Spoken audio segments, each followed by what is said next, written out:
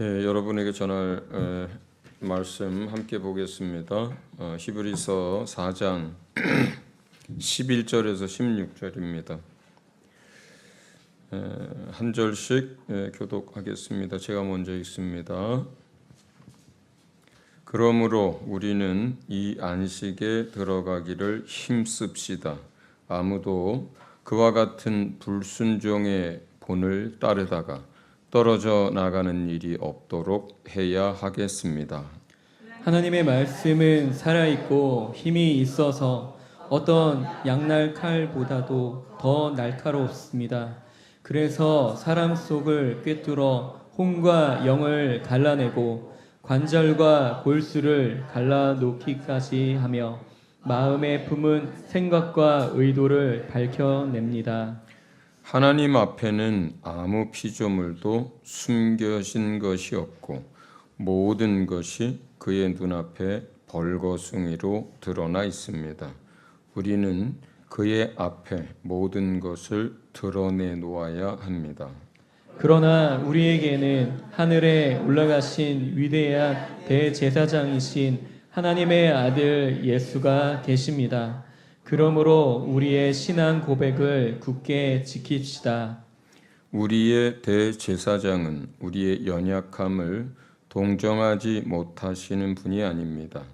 그는 모든 점에서 우리와 마찬가지로 시험을 받으셨지만 죄는 없으십니다. 그러므로 우리는 담대하게 은혜의 보좌로 나아갑시다.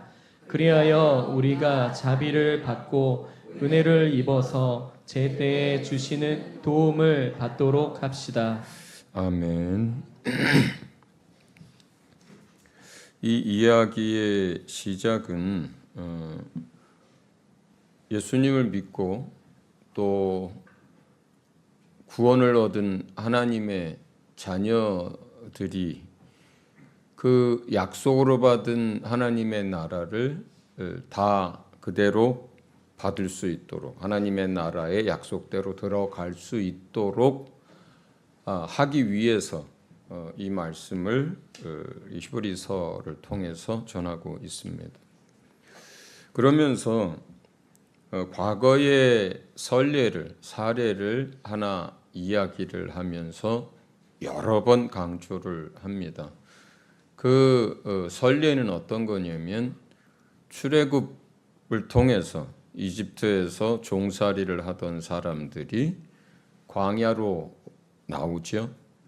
그들이 광야로 나오기 전에 애굽에 있을 때에 가나안 땅에 대한 약속을 받고 광야로 나왔습니다.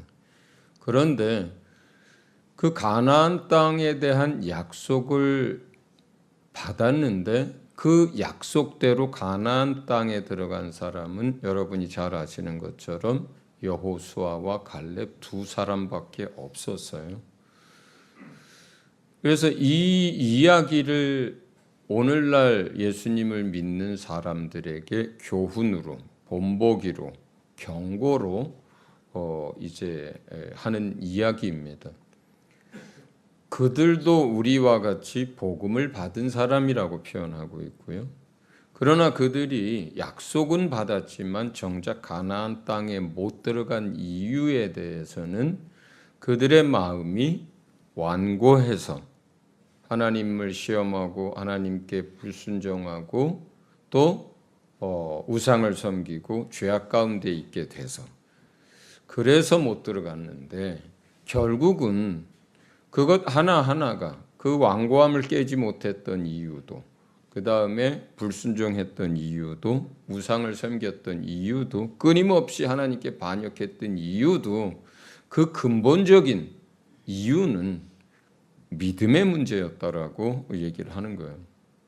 그 믿음이 없었기 때문에 순종하지 못했고 믿음이 없었기 때문에 반역했고 믿음이 없어서 유일하신 하나님이 아니라 우상들을 섬겼고 믿음이 없었기 때문에 가나안 땅에 못 들어가고 되돌아서서 다시 애굽으로 가겠다고 난리를 치고 그러니까 모든 하나님 앞에 하나님의 진노를 샀던 그 모든 원인의 그 맨 밑바닥은 믿음의 문제였다는 거예요. 그러면서 너희도 그들처럼 동일하게 복음을 들었고 그걸 믿고 세상에서 피하여 나와서 이제 주님 안에 들어왔는데 하나님의 나라는 아직 못 들어갔고 그 나라는 약속으로 받은 사람들이기 때문에 그 약속으로 받은 구원이 성취되도록 하기 위해서 이 이야기를 하는 거라 그래요. 근데 그들이 믿음의 문제를 이야기할 때 주님은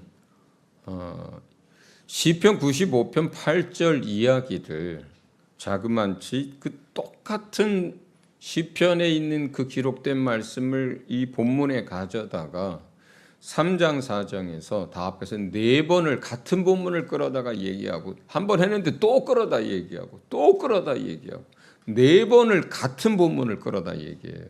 그 같은 본문의 내용은 뭐냐? 완고함에 대한 거예요. 너희의 마음이 이제 하나님의 말씀을 듣고 복음으로 구원받게 되고 그리스도의 말씀을 들을 때에 그때 그 광야의 백성처럼 마음이 완고해지면 안 된다는 얘기를 계속하는 거예요. 마음이 완고하다라는 얘기는 우리가 잘 쓰는 단어는 아니죠. 그런 단어는 이제 마음이 딱딱해졌다, 굳어졌다, 또는 그 마음이 고집으로 똘똘 뭉쳐져서 되도록이질 않는다. 그 마음이 강팍해졌다. 이런 뜻이에요.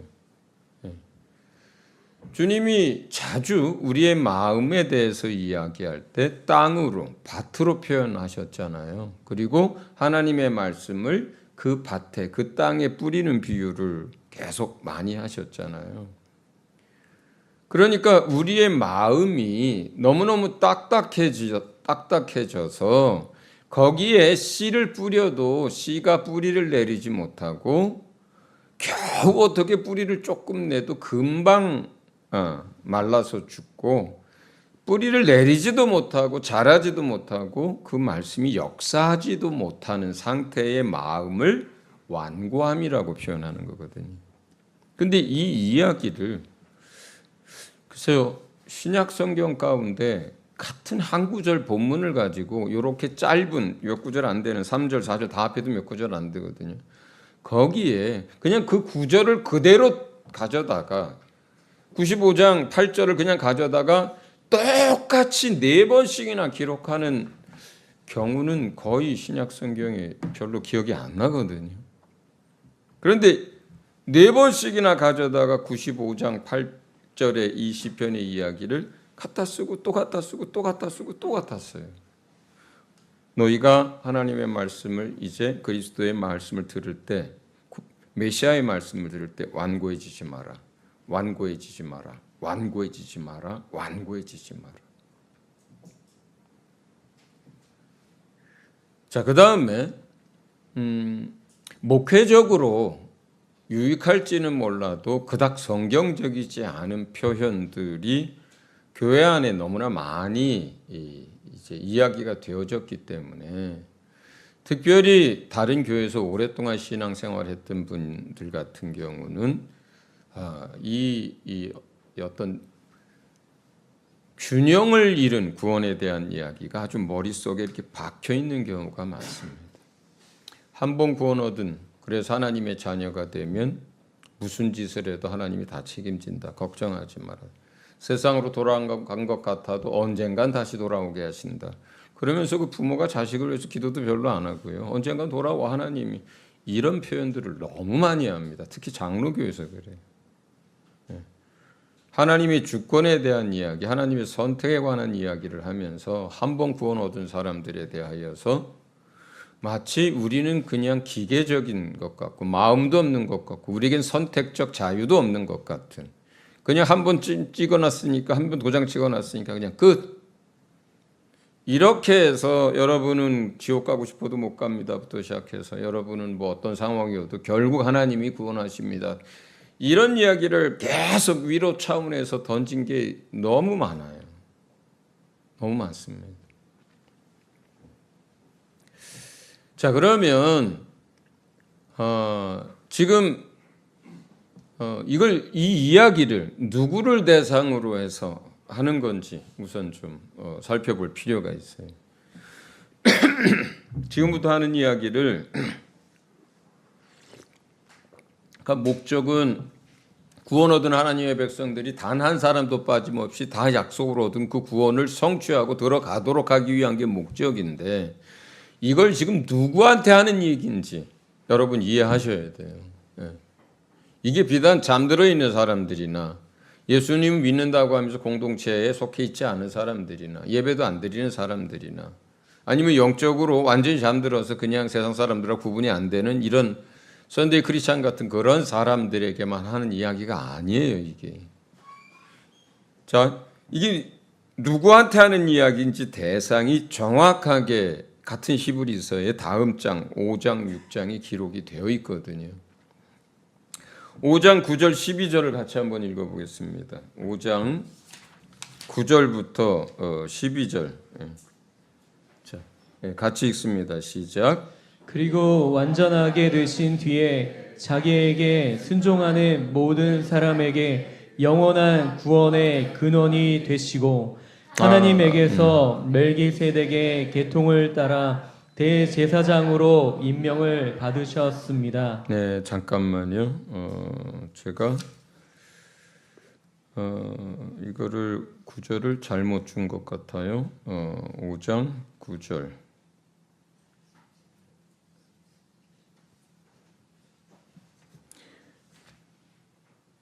10절이네, 10절.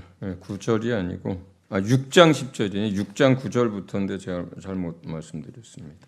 다시 지금 찾을 수 있으면 이건 좀 읽고 넘어가야 돼요. 6장 9절입니다. 5장이 아니라 6장 9절부터 12절.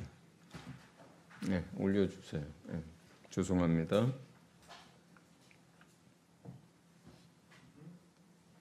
예, 6장 9절. 네. 안 돼요? 그럼 제가 읽어드리겠습니다. 자, 됐습니다. 제가 읽어드릴게요. 그냥 자리로 돌아오세요. 예, 죄송합니다. 사랑하는 여러분, 이거 지금 이 독자를 향해서 하는 얘기예요. 이 편지를 받게 되는 사람들, 사랑하는 여러분, 우리가 이렇게 말하지만 여러분에게는 구원에 이르게 하는 더 좋은 것들이 있다는 것을 확신합니다. 하나님은 불의하신 분이 아니므로 여러분의 행위와 여러분이 하나님의 이름을 위하여 나타낸 사랑을 잊지 않으십니다. 여러분은 성도들을 섬겼으며 또 지금도 섬기고 있습니다. 여러분 각 사람은 같은 열성을 끝까지 나타내서 소망을 이루시기 바랍니다. 여러분은 게으른 사람이 되지 말고 믿음과 인내로 약속을 상속받는 사람들을 본받는 사람이 되어야 합니다. 여기서 여러분의 행위라고 하는 것은 여러분들이 믿음 안에서 행한 그 행함들을 얘기하는 거예요. 또 이 사람들은 하나님의 이름을 위해서 사랑을 나타내고 있는 사람들이고요. 또 모든 성도들을 섬기고 있는 사람들이에요. 또 지금도 섬기고 있습니다. 또한 지금 여러분이 가지고 있는 그 열성을 끝까지 나타내시길 바란다라고 얘기하고 있어요. 그러니까 믿음의 행위, 믿음의 삶을 살고 있고 그 다음에 하나님의 이름을 위해서 하나님의 사랑을 나타내는 삶을 살고 있고 성도들을 섬기고 있고 열정을 가지고 있는 사람들을 향해서 이걸 쓴 거예요, 지금. 또 두 번째, 6장 4절부터 6절을 같이 읽습니다. 6장 4절에서 6절, 이건 제대로 들어갔죠? 6장 4절에서 6절. 네, 같이 읽습니다. 시작. 한번 빛을 받아서 하늘의 은사를 맛보고 성령을 나누어 받고 또 하나님의 선한 말씀과 장차 올 세상의 권능을 맛본 사람들이 타락하면 그들을 새롭게 해서 회개에 이르게 할 수 없습니다. 그런 사람들이야말로 하나님의 아들을 다시금 십자가에 못 박고 욕되게 하는 것이기 때문입니다. 지금 하나님의 은혜도 모르고 성령도 모르고 그 말씀도 경험하지 못한 사람들을 대상으로 해서 하는 이야기가 아니에요. 이게 경고로 하는 얘기인데, 그러니까 하늘의 그 은사들을 맛보기도 하고 또 성령을 나누어 받기도 하고 그 말씀의 권능을 맛보기도 했던 사람들 가운데 다시 세상으로 돌아가거나 타락하면 안 됩니다 하면서 이런 얘기를 하고 있는 거예요. 그 다음에 7절, 8절을 읽습니다. 6장 같이 읽습니다. 시작. 땅이 자주 내리는 비를 흡수하여 농사짓는 사람에게 유익한 농작물을 내주면 그 땅은 하나님께로부터 복을 받습니다. 그러나 가시덤불과 엉겅퀴를 내면 그 땅은 쓸모가 없어지고 저주를 받아서 마침내는 불에 타고 말 것입니다. 여러분, 예수님을 믿고 구원에 대한 약속을 받고 하나님의 자녀가 되었다 하더라도 그 마음의 완고함을 그대로 계속해서 가지고 있으면 결국 그 마음의 완고함은 어떤 땅과 같으냐면 농사짓는 농부에게서는 아무리 씨를 뿌리고 경작을 해도 가시덤불과 엉겅퀴를 내는 땅과 같이 되어버려요. 항상 우리에게서 가장 중요한 것은 마음이거든요. 중심이거든요. 의도예요. 우리의 생각이에요. 그런데 그 마음이 딱딱하게 굳어져 있고 고집으로 똘똘 뭉쳐져 있고 강팍해져 있으면 아무리 은혜를 맛본 사람, 아무리 성령이 그 안에 있는 사람, 아무리 과거에 행함과 사랑과 섬김과 열정으로 주님을 따르던 사람이라 하더라도 마음은 항상 바뀌잖아요. 조속으로 바뀌는 게 마음이잖아요. 주님 믿을 때 10년 전에는 그렇게 가난하고 그렇게 부드러운 흙과 같았던 사람도 살다 보면 마음이 점점 완고해지기도 합니다. 또 오늘 그렇게 완고해서 하나님의 말씀이 도무지 귀에는 들려도 마음에 안 뿌려지는 어떤 사람도 내일에는 그 마음이 기경하여져서 부드럽고 좋은 땅이 될 수도 있는 게 마음이거든요. 그래서 그 어떤 것보다 지켜야 될 게 뭐예요? 우리의 마음이거든요. 하나님 앞에서의 마음이에요. 그 수많은 몇백만 명의 사람들이 나와서 단 2사람이 들어갔어요. 약속을 받은 그 땅에. 나머지는 그들의 마음이 완고하여서 그 이야기를 3장 4장 그 몇 줄 되지도 않는 거기에 4번이나 본문을 그대로 가져다가 또 쓰고 있는 거예요.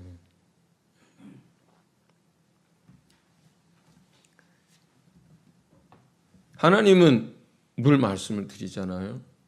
농부와 같고 무섭습니다. 주님의 말씀에 여러분 귀 기울이셔야 되거든요. 주님은 그럴 리가 없어.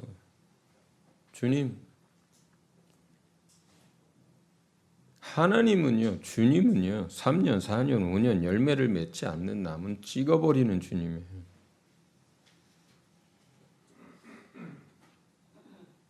우리를 위해서 생명을 내어주신 주님인데 열매를 맺지 않는 나무는 찍어버릴 수 있는 주님이에요. 그러니까 우리가 우리 좋은 대로 하나님을 각색해서 우리 안에 자꾸 자기의 하나님을 만들고 자기의 신앙을 만드는 것이 아주 못된 우리의 습성이거든요. 자기에게 불리한 거나 자기 마음에 좀 부담이 되는 건 다 제쳐요. 언제까지 기다리신다, 언제까지 참으신다, 우리에게 복을 주신다, 우리를 용서하신다, 우리를 사랑하신다, 우리를 위해서 기도하신다. 이런 하나님만 있어요, 우리 안에. 자기가 만든 하나님이거든요. 반쪽짜리 하나님이거든요. 그런데 주님은 농부와 똑같습니다. 오늘 여기에서 설명도 히브리서에서. 예. 주님은 농부와 똑같은데 어떤 땅은 씨를 뿌렸을 때 아주 좋은 농산물을 내는 땅이 있는가 하면 어떤 땅은 가시와 엉겅퀴를 내는 땅이 있다. 너희 조심해야 한다. 너희 마음이 완고해지지 않도록 조심해야 한다.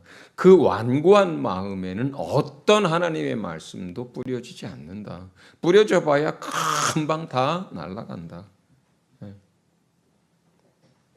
자, 이게 이래서 11절 오늘 본문 첫 절에 그렇게 시작하는 거예요. 우리는 안식에 들어가기를 힘씁시다.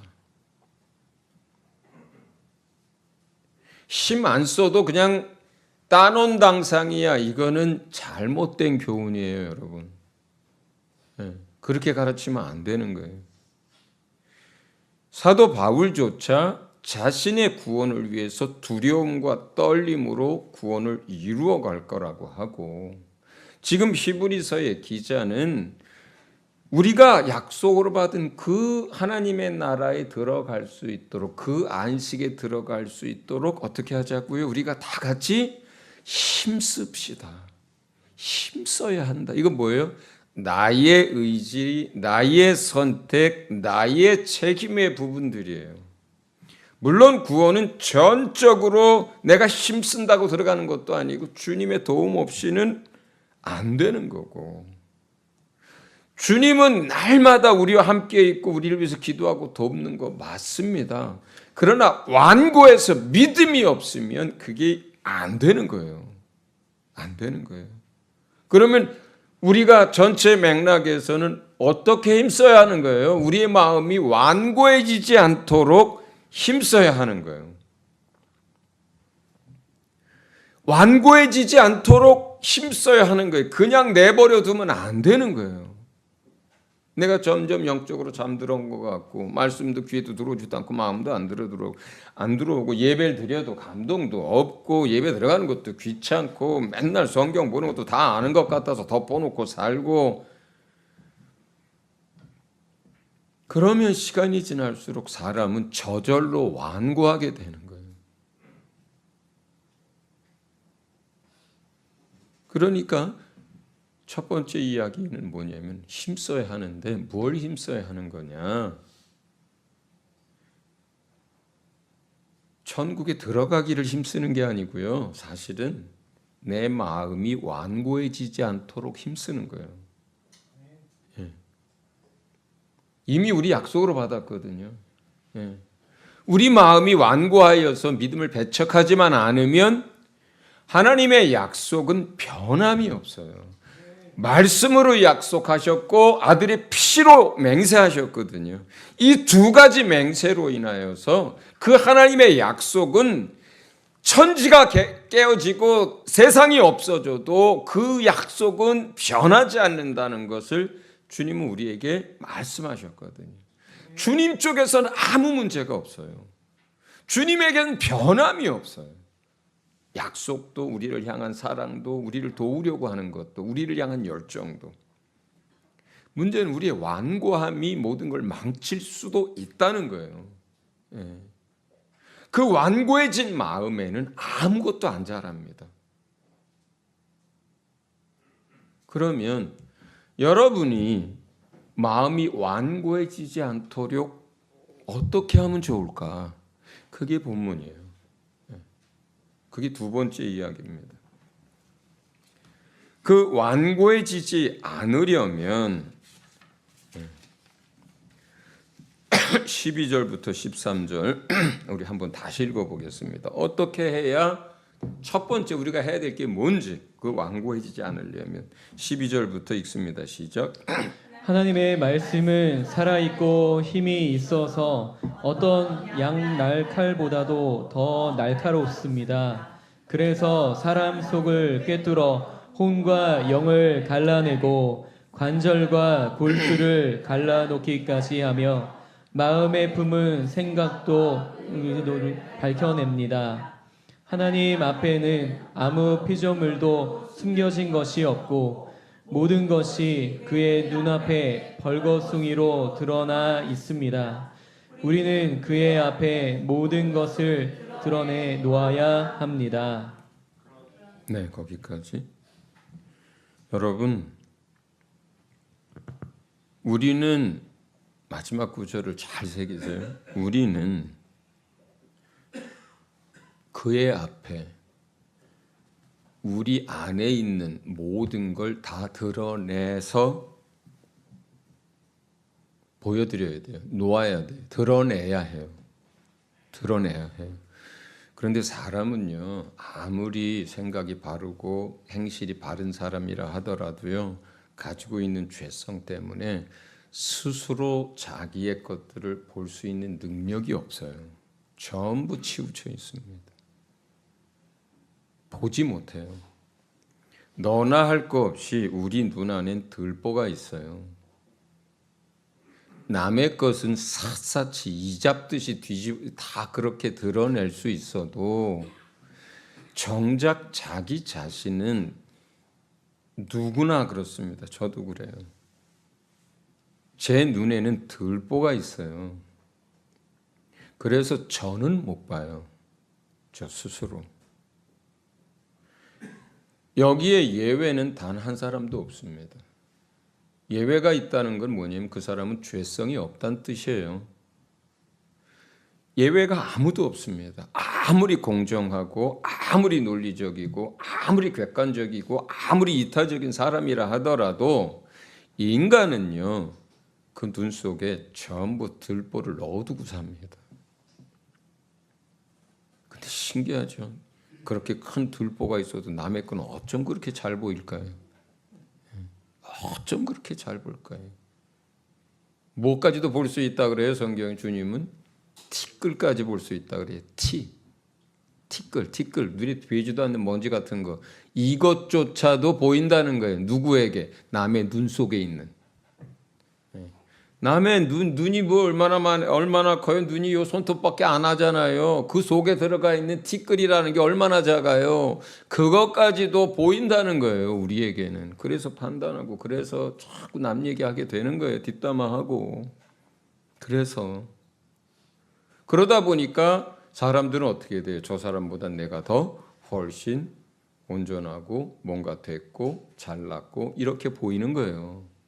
왜냐하면 그 사람이 이렇게 자꾸 낮춰서 보이니까 상대적으로 나는 이렇게 올라가는 거거든요. 그래서 인간은 교만해지는 거거든요.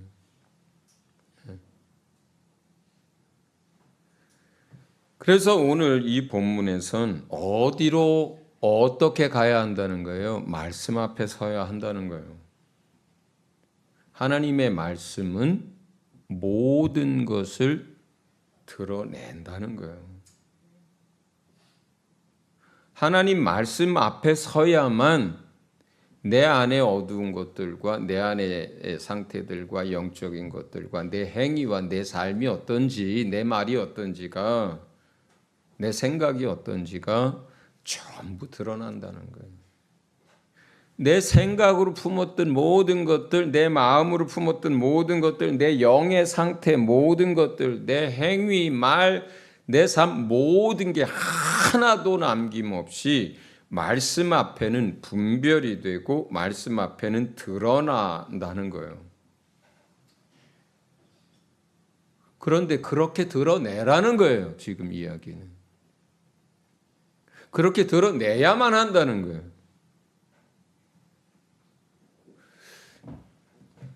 감사한 것은 지금 여러분이 인식을 할지 모르지만 코이노니아를 전후로 해서 계속 이 말씀에 관한 주제들이 계속 지금 몇 주째 이어지고 있어요. 근데 말씀을 매일매일도 시간 날 때마다 읽어야 하지만 습관처럼 막 이렇게 읽는 게 아니라 정독하셔야 돼요. 정독하셔야 돼요. 그리고 지난주에 말씀드렸죠. 다 내려놓고 오늘 처음 대하는 말씀처럼 꼼꼼히 정독해야 돼요. 선입관을 가지고 읽은 말씀, 아는 내용 이름 하나도 안 들어와요. 선입관 내려놓고 꼼꼼하게 단어 하나, 흐름 하나하나, 접속사도 하나하나, 표현 하나하나를 그냥 우리가 쉽게 이런 걸 다 정독한다 이렇게 얘기하는 거예요. 그냥 개인 성경 공부하듯이는 안 읽어도 괜찮습니다. 근데 정독을 하셔야 돼요. 정독을 꼼꼼하게. 그러면 여러분 그냥 그렇게 하는 것을 통해서 말씀이 자기를 비춥니다. 말씀 자체가 빛이거든요. 말씀 자체가 살아있거든요. 말씀 자체가 역사하거든요. 예. 중요한 건 그렇게 말씀 앞에 서는 거예요. 빛을 비추는 건 우리가 아니라 말씀이 하는 거예요. 주님이 하는 거예요. 그런데 우리가 할 수 있는 것, 힘써야 하는 것 첫 번째는 뭐예요? 말씀 앞에 서는 건 누가 하는 거예요? 우리가 하는 거예요. 내가 하는 거예요. 여러분, 다 아는 것 같아도 안 그렇습니다. 온전한 것 같아도 안 그렇습니다. 그런 사람 아무도 없어요. 항상 새롭습니다. 항상 배웁니다. 항상 주님이 말씀하십니다. 뭐 하는 거예요? 우리가 말씀 앞에 서면 주님이 우리 안에서 역사하시거든요. 말씀 자체가 역사를 해요. 그래서 내 생각이 드러나고 내 마음이 드러나고 의도가 드러나고 내 행동이 들어가고 말이 드러나고 내 지난 삶이 낱낱이 다 드러나는 거예요. 안 그러면 여러분 자기 생각에 사로잡혀 삽니다. 특히 자의식이 강하신 분들, 저 같은 사람들, 자기 확신이 강한 사람들, 저 같은 사람들, 정말 주의하셔야 돼요.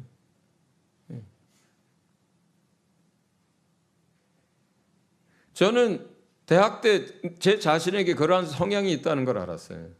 철학 수업 때 철학 교수님 그 수업을 들으면서 또 내가 발표하면서 그분이 이제 그거에 대해서 다시 이제 코멘트를 달아주시는데 내가 그때 처음 알았어요. 아, 내 생각이 굉장히 주관도 강하고 직관도 강하고 자기 생각도 강한 사람이구나.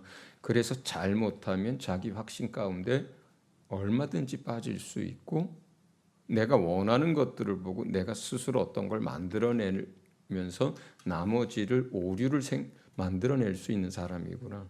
그때 제가 제 자신에 대해서 신앙적으로가 아니라 그때 예수님 믿기도 전일 거예요. 아, 내가 이 성향을 고치지 않으면 내 인생에 계속 오류가 있겠구나. 그 다음에 이건 한번 고친다고 해서 뿌리가 뽑혀지는 게 아니겠구나. 그러니까 이거를 나는 그런 성향이 있으니까 정말 조심해야 되겠구나.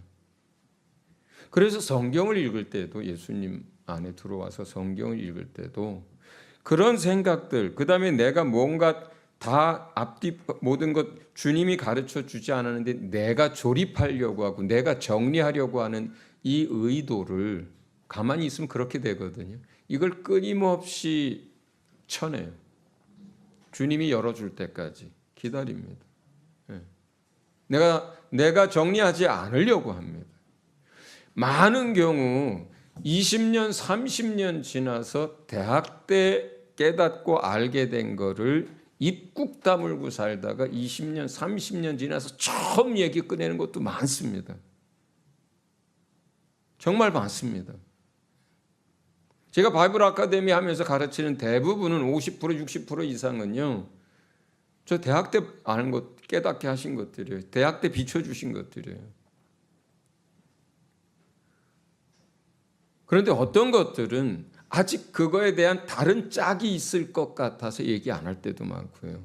어떤 것들은요, 때가 아니기 때문에 말하지 않을 때도 많습니다. 그런데 성경 읽으면서요, 그래서 저 스스로도 끊임없이 조심합니다. 치우치지 않으려고. 내가 정리하지 않으려고. 주님이 정리해 줄 때까지, 드러내 줄 때까지, 주님이 조합해 줄 때까지 기다립니다.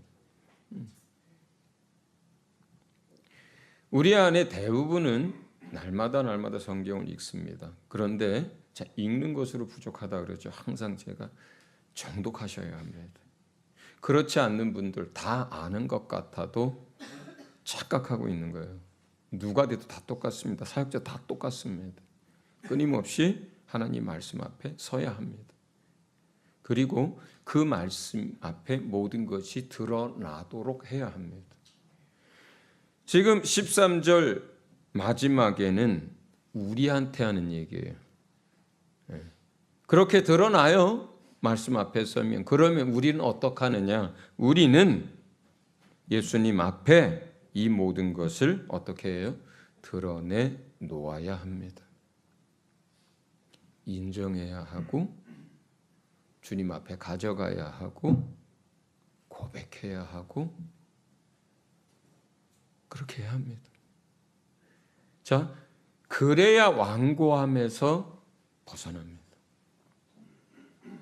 완고함에서 벗어나요. 이게 두 번째예요. 이게 두 번째. 여러분 그렇게 하셔야만 합니다. 세 번째. 그 다음에는 어떻게 하느냐? 14절부터 16절을 다시 읽습니다. 시작. 14절부터 시작. 그러나 우리에게는 하늘에 올라가신 위대한 대제사장이신 하나님의 아들 예수가 계십니다. 그러므로 우리의 신앙 고백을 굳게 지킵시다. 우리의 대제사장은 우리의 연약함을 동정하지 못하시는 분이 아닙니다. 그는 모든 점에서 우리와 마찬가지로 시험을 받으셨지만 죄는 없으십니다. 그러므로 우리는 담대하게 은혜의 보좌로 나아갑시다. 그리하여 우리가 자비를 받고 은혜를 입어서 제때에 주시는 도움을 받도록 합시다. 16절 다시 한번 읽습니다. 시작. 그러므로 우리는 담대하게 은혜의 보좌로 나아갑시다. 그리하여 우리가 자비를 받고 은혜를 입어서 제때에 주시는 도움을 받도록 합시다. 16절에 그러므로 우리는 하고 시작합니다. 우리가 해야 할 일이라는 거예요. 우리는 어떻게 해야 하느냐라는 이야기거든요. 자, 말씀 앞에서 다 드러났어요. 이제 알 것 같아요. 내가 어떻게 살고 있는지, 어떻게 말하고 있는지, 내가 가족들한테 내가 어떻게 하고 있는지, 직장에서 내가 어떻게 살고 있는지, 내 삶의 시간들과 물질을 어떻게 쓰고 있는지, 내 생각과 중심은 어떤 상태인지, 내 마음의 밭은 어떤 상태인지가 이제 알았어요. 빛을 비추니까 알죠.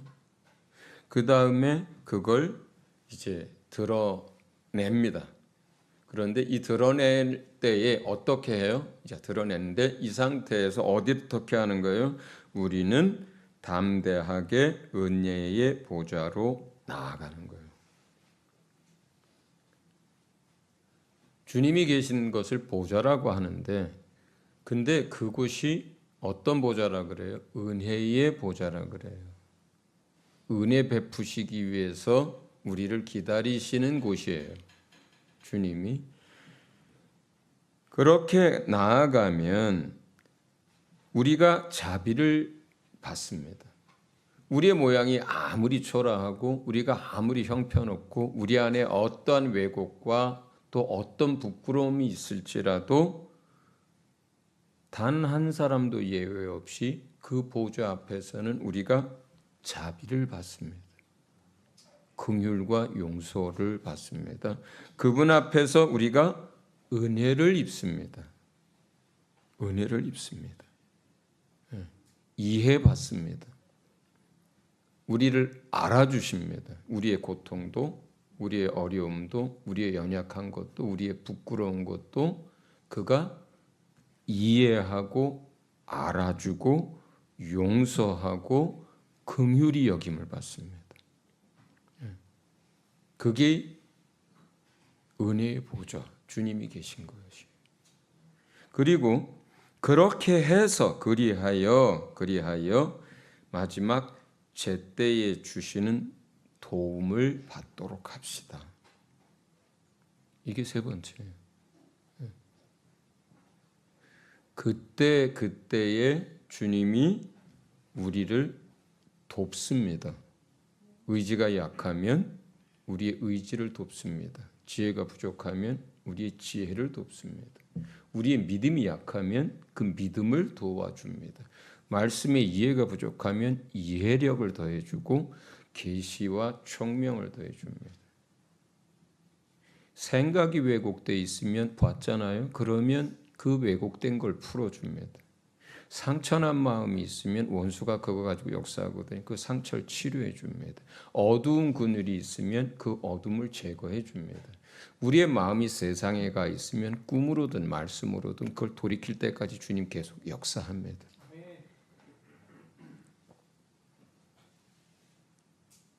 제가 몸이 힘들어가지고 그러면 좀 쉬잖아요.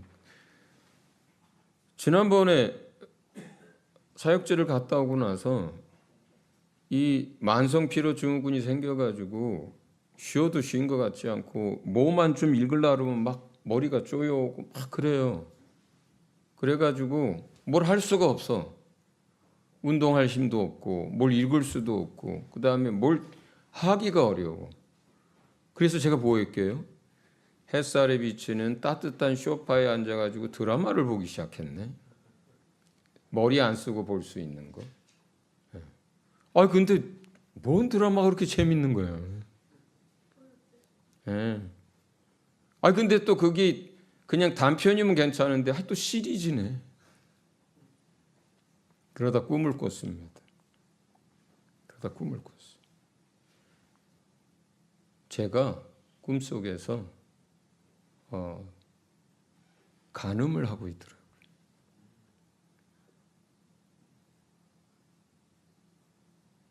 내가 몸이 힘들고 머리를 쓸 수가 없어서 앉아서 잠깐 쉬는 게 아니라 몇 날 며칠을 시리즈 1, 2, 3을 그냥 폭풍 흡입하듯이 하도 재미있어서 봤더니 결국은 어떻게 해요? 내가 세상의 일락을 좋아하는 것을 영적인 간음이라고 제 꿈에서 정확하게 말씀하셨어요. 그래서 그날부터 안 보기 시작했어요. 아, 내가 지금 이런 것이 영적으로 간음하고 있는 거구나.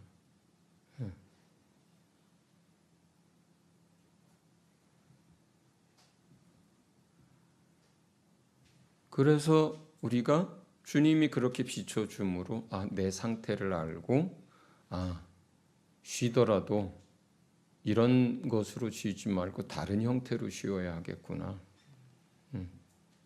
그래서 그걸 바꿨어요. 주님은 우리를 도우시는 분이에요.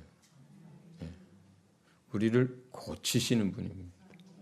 우리의 약한 것을 몸소 그 육체를 입어보셨기 때문에 이해하고 아시는 분이에요. 그리고 그분은 지금 이 순간도 여러분을 그 보좌에서 기다리고 있습니다. 그래서 그분을 영원한 우리의 대제사장이라고 해요. 그래서 이것이 우리가 완고함에서 벗어나고 우리의 마음을 좋은 땅으로 간직하고 지키고 그리고 열매가 풍성한 삶을 살게 하는 주님의 말씀이에요. 이게 그 방법이에요. 여러분 이렇게 하시기 바랍니다. 마음은 조속으로 바뀝니다. 그 마음을 잘 다스리고 좋은 마음으로 유지할 수 있는 방법은 날마다 말씀 앞에 서고 비춰진 모든 것을 드러내고 그리고 은혜의 보좌로 나아가는 거예요. 그러면 나머지는 주님이 다 해결해 줍니다. 우리 말씀을 마음에 생각하고 이 시간 짧게 자신을 위해서, 여러분 가정을 위해서 같이 기도하겠습니다.